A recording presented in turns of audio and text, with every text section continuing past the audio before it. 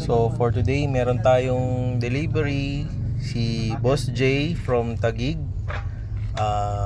Gumagawa sila ng mga trucks, modification, and old metal works po para sa mga body panels. Kung gusto nyo magpa-stainless, message nyo lang po sila Boss J dyan sa Taguig.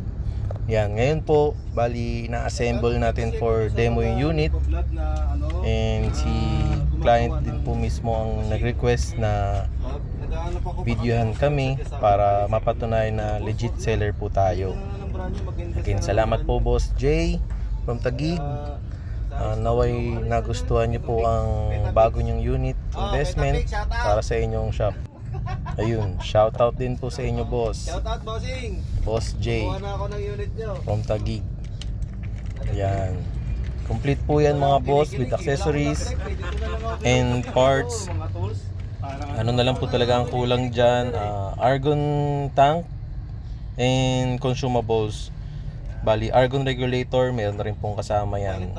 So ngayon, tetesting natin yan ng walang argon gas since hindi pa dumating kasi yung in-order ni Boss J na argon tank. Kaya ipapa-arc lang po natin yung TIG. Yan. Yun. Bali, again, hindi po ako welder, hindi po kami welder, kaya medyo hindi po namin alam yung kinakabit namin minsan. And yan. Nakabit naman namin na maayos lahat ng accessories.